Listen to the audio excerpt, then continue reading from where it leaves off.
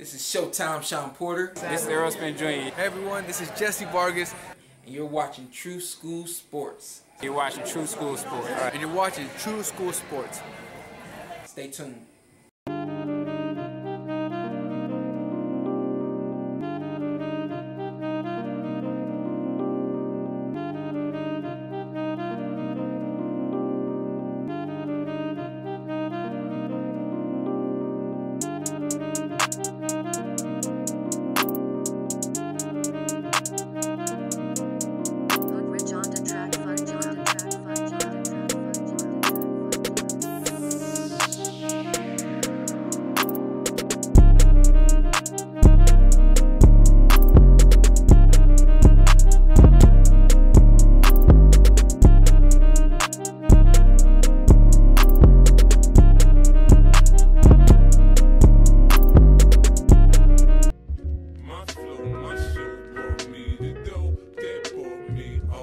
Fancy things, my crib, my cars, my clothes, my jewels. Look, homie, I came up and I ain't changing. You should love it way more than you hate it. Oh, you mad? I thought that you'd be happy I made it.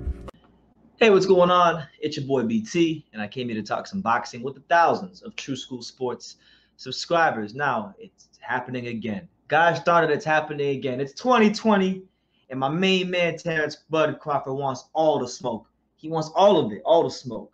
He's beefing again, you know.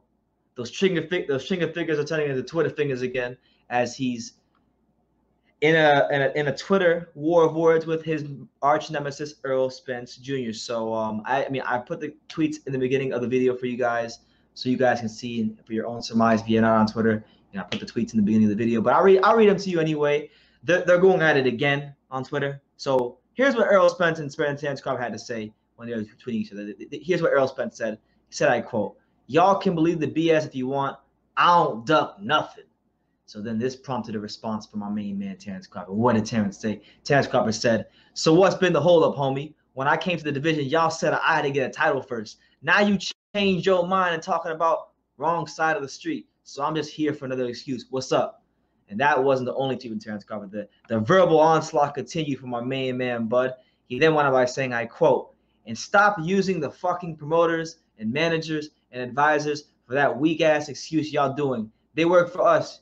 Y'all dumb motherfuckers, if you really want to fight, you tell them, I don't give two fucks. That's how I want to fight. Let your nuts drop.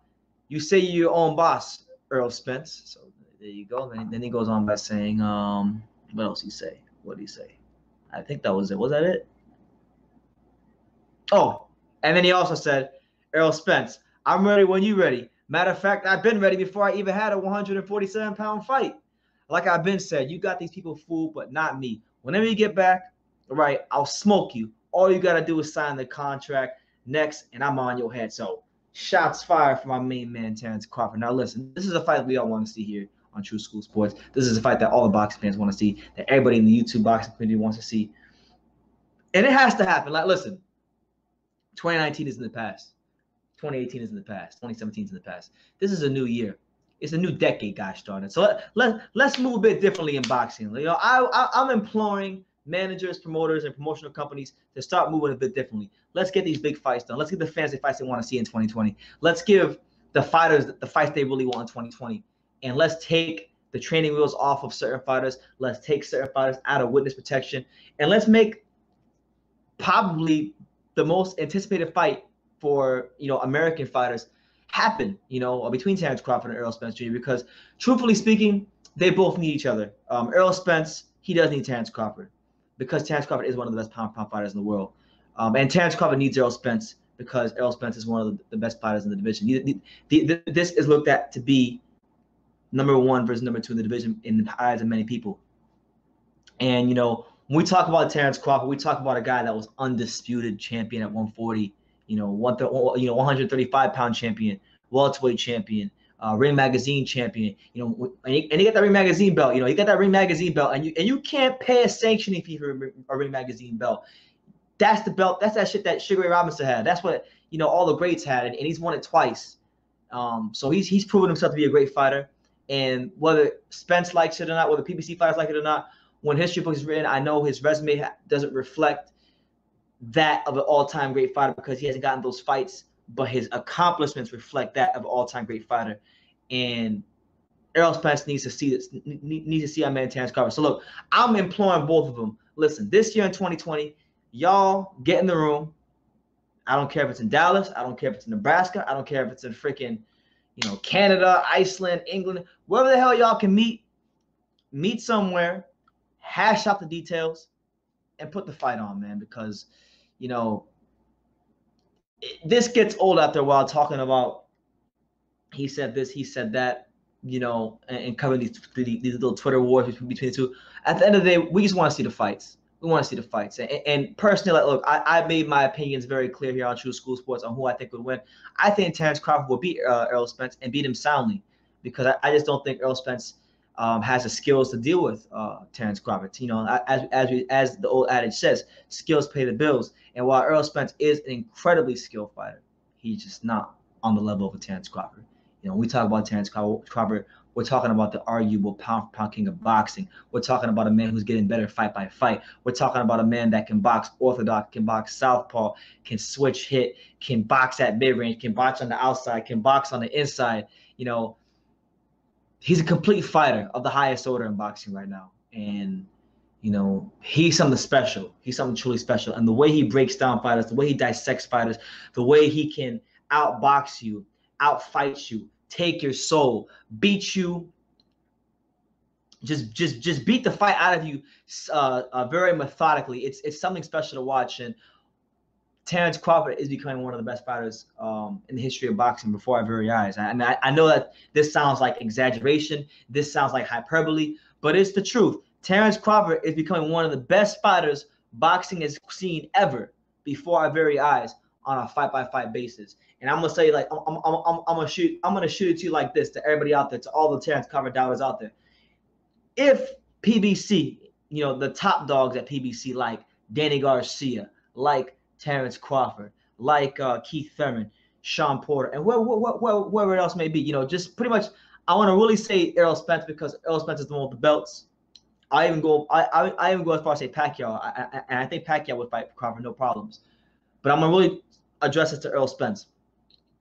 If you really think that Terence Crawford is sweet, if you really think you're the dog of the division, if you think you're the guy that's running the show, sign the motherfucking contract and fight Terence Crawford.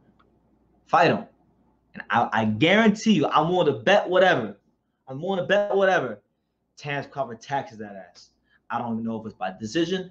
I don't know if it's by stoppage, but what I do know is it'll be a win for Terence Crawford, and it'll be a decisive win for Terence Crawford because he's just on a different level. He's just different. He just built different. He's cut from a different cloth. So, he is on this dude's ass in 2020. I mean, Terence Crawford seems like he's about to go into Let's Go Champ 2015 Shannon Briggs mode. You know what I'm saying? Like, it seems like that's where he's about to go with this. So, Errol Spence Jr., buck up or shut up. It's 2020. It's a new decade. It's time for us as boxing, as fighters, as YouTube channels, as just people in this boxing community to be better, to do better, and put the fights on the fans want to see. It wasn't a problem for PBC when Felix Diaz, fought Terence Crawford. No, Al Heyman said, "Here you go, Terence. There's Felix Diaz."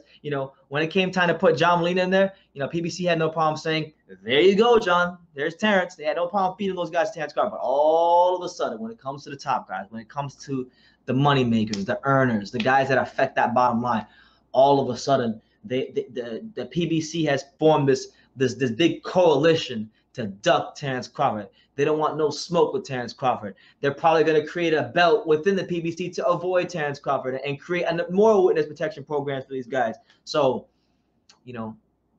make the fights, man. Make the fights. I'm not saying this in a place of malice or disrespect to Errol Spence because I am an Errol Spence fan myself. I'm a fan of both fighters. But I will say that Terence Crawford has remained consistent with how he's moved. Terence Crawford was undisputed champion at 140. He was champion at 135. He was champion at 147. The PBC fighters were singing one song when he entered the division and didn't have a belt, and then when he got a belt, they sung another song. They never stayed consistent. So he's remained consistent. He wants the fights. He's chasing that legacy. He's trying to be great.